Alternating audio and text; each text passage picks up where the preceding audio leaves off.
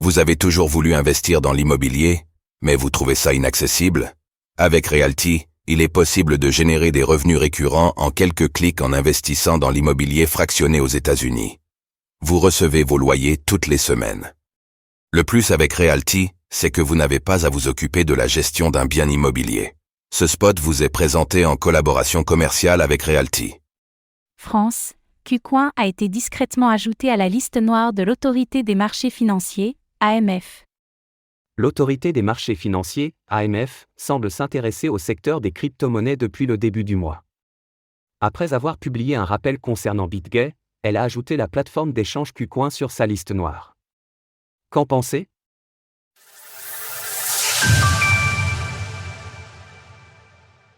L'AMF ajoute KuCoin à sa liste noire.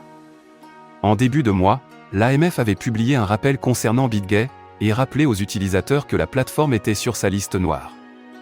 Cette fois-ci, l'ajout est cependant plus discret. L'arrivée de KuCoin sur la liste noire du gendarme financier français, le 15 avril dernier, est en effet largement passée inaperçue. Cette fois-ci, l'AMF ne précise pas les raisons pour lesquelles elle a ciblé cette plateforme d'échange en particulier. Pour BitGay, elle avait publié le rappel suivant. Le Code monétaire et financier prévoit, en effet, que la fourniture des services d'exploitation d'une plateforme de négociation d'actifs numériques lorsqu'ils sont rendus en France sont soumis, au préalable, à un enregistrement obligatoire en tant que prestataire de services sur actifs numériques, PSAN. Autrement dit, les plateformes d'échange de crypto-monnaies non enregistrées en tant que PSAN sont tolérées, mais pas autorisées. Mais pourquoi viser KuCoin en particulier ? KuCoin en difficulté aux États-Unis. On peut supposer que les affaires légales entourant la plateforme d'échange aux États-Unis ont attiré l'attention de l'AMF. Outre-Atlantique, KuCoin a en effet été accusé de blanchiment d'argent par les procureurs du district sud de New York.